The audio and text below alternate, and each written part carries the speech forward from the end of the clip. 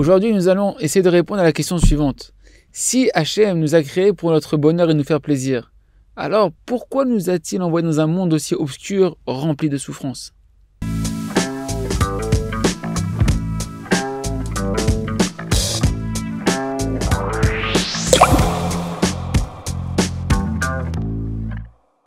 Shalom mes amis, Baruch Hashem, on a le mérite de continuer ensemble le Sefer Or Hadash de notre maître le Rav Shalom Arouche et Yerché qu'il ait une longue vie en bonne santé. Et donc, nous allons voir la définition de ce qu'on appelle le pain de la honte. Il y a une question que l'on peut tous se poser. Si le Créateur, il nous a créés pour notre bonheur à nous, pour notre plaisir à nous, pourquoi il a fait descendre notre Neshama, notre âme, du monde céleste, des mondes supérieurs, où là-bas, c'est la nature de notre âme, c'est le spirituel, où là-bas, elle se délectait, notre âme, elle se délectait de la présence divine en permanence. Pourquoi il l'a fait descendre de là-haut pour l'amener dans un monde aussi obscur, aussi matériel?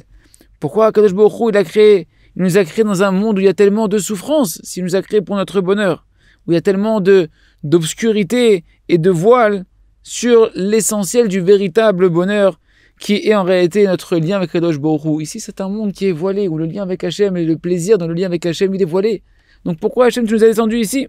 Pourquoi est-ce que tu nous as créés, tu as créé l'homme, si tu voulais lui faire tellement plaisir, avec un mauvais penchant qui est aussi fort, qui nous attire tellement à la faute, avec un corps qui est aussi matériel et avec de telles pulsions, qui est attiré par des plaisirs grossiers et matériels, qui au final sont une souffrance pour l'âme? À toutes ces questions, en réalité, dans les livres de Kabbalah, les Mekoubalim, ils nous expliquent qu'avant que Kadosh Baruch Hu crée ce monde-là, nos âmes, elles se délectaient de la présence divine, de la Shrina, dans le monde céleste, d'en haut. Et il y avait un inconvénient à ça. C'était pas parfait. Pourquoi? Nos âmes, elles ressentaient une grande souffrance du fait même qu'elles recevaient tout ce plaisir-là gratuitement. Elles n'avaient fait aucun effort.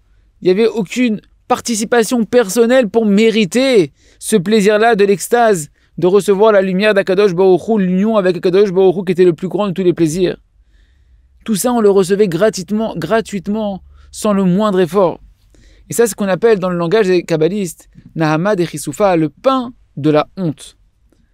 Un homme, en réalité, dans notre nature, tel qu'on a été créé, on ne profite véritablement que de ce pourquoi on a peiné. Comme c'est marqué dans Teilim 128, verset 2,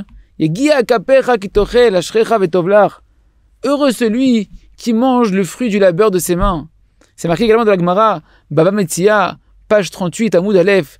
Là-bas, c'est marqué un homme, il désire plus une quantité de récolte, une mesure de récolte, plus que 9 mesures qui ne lui appartiennent pas de récolte. Pourquoi? Rachid explique. Parce que pour lui, l'homme, il a un plaisir dans ce pourquoi il a peiné, dans ce pourquoi il a travaillé, de consommer le fruit de son travail. Pour expliquer encore, qu'est-ce que c'est le pain de la honte, Ken? C'est pas simplement que c'est pas un plaisir quand tu reçois quelque chose et que tu ne l'as pas mérité et que tu n'as pas peiné pour ça. Mais en réalité, pour l'âme, c'est une véritable souffrance. Pourquoi? Parce que l'âme, c'est une part mamash d'Hachem Itbarach, c'est chelek elokam imahal mamash. C'est véritablement, comme c'est marqué dans Yov, une part d'Hachem, une part de divinité. Or, Akadosh Baruch Hu, il est la vérité. Le sceau d'Hachem, c'est la vérité.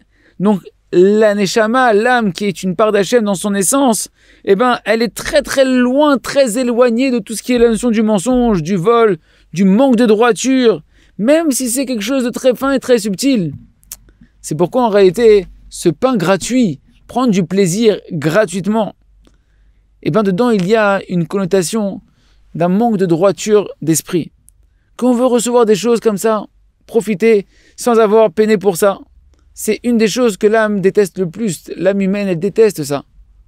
Et même Lavan, le rusé, oui, qui était complètement corrompu, malgré tout, il avait compris que recevoir gratuitement, c'était un défaut. C'est pourquoi il a dit à Yaakov, avant que Yaakov travaille pour Lavan, oui, il lui a dit là-bas dans Bereshit, chapitre 29, verset numéro 15, il lui dit, n'est-ce pas que tu es mon frère? Et maintenant, tu vas travailler pour moi gratuitement? Et le Ramban, dans son commentaire, il nous explique, il lui dit, je sais que maintenant, tu vas travailler pour moi parce que tu es un homme de morale, qui a une moralité qui est élevée. Et tu ne vas pas te permettre de recevoir de l'argent de ma part, de te nourrir chez moi, en sachant que c'est pas ton argent à toi, que tu n'as pas peiné pour ça. Et également, moi, je veux pas que tu travailles pour moi gratuitement. Alors, je veux pouvoir te payer une véritable paye pour ce que tu fais.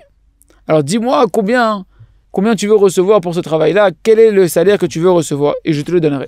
Fin de citation de la Torah. Donc, on voit que même Lavan, il avait cette notion-là. Recevoir gratuitement, c'est quelque chose qui va à l'opposé total de la moralité, de la moralité de l'âme humaine. Une âme qui est propre, qui est réparée, elle ne supporte pas ça. À plus forte raison, la Neshama, que dans son essence, l'âme divine que l'on a héritée, eh ben, elle est complètement dans la vérité, dans la pureté, dans des traits de caractère parfaits. C'est pourquoi l'âme, elle ne reçoit pas de véritable plaisir de quelque chose de gratuit. Au contraire, plus c'est gratuit, plus elle en souffre à chaque instant. Dans ce monde-là, les amis, il n'y a rien de gratuit. Chaque chose qu'une personne reçoit gratuitement, en réalité, c'est un piège qui est préparé pour l'homme.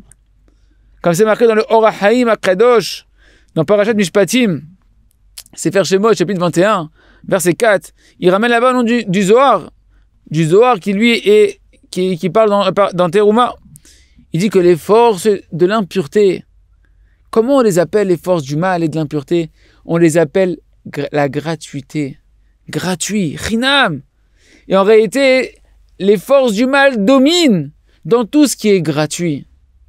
C'est pourquoi l'âme qui est pure, elle veut mériter son plaisir véritable après avoir peiné pour ça, après avoir fourni un effort. Et sinon, l'âme, elle ressent une grande souffrance terrible de la honte qu'elle a de recevoir un plaisir gratuit. Et en réalité, la plus grande souffrance qui existe, c'est la souffrance de la honte. Il n'y a pas de plus grande souffrance que la honte. Même dans ce monde-là, n'importe quelle personne, des fois, on voit qu'elle peut être prête à mourir plutôt que de recevoir des hontes.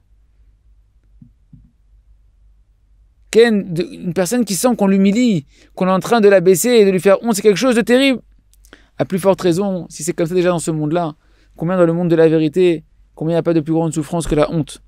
Comme c'est marqué dans les paroles de Rabbi Nachman. Et on terminera sur cet enseignement dans l'Ikouté Moharan. Enseignement numéro 22, nous dit Rabbi Nachman de Breslev, la souffrance de la honte, elle est énorme et elle est encore plus grande que la souffrance de l'enfer. C'est pourquoi Kadosh Baruch Hu nous a envoyés sur terre pour que, à travers ce monde d'épreuves, on puisse gagner un mérite et que lorsque l'on va retourner dans le monde futur, déjà lorsqu'on va profiter de la récompense dans ce monde-là et encore plus dans le monde futur, alors ce plaisir que l'on aura, on aura travaillé pour ça, on aura participé pour ça et ce sera un bonheur total. Il est que l'on puisse traverser ce monde-là en ayant conscience que Akadosh Baruch Hu, il veut que notre bonheur. Chazak, Benit Chazek.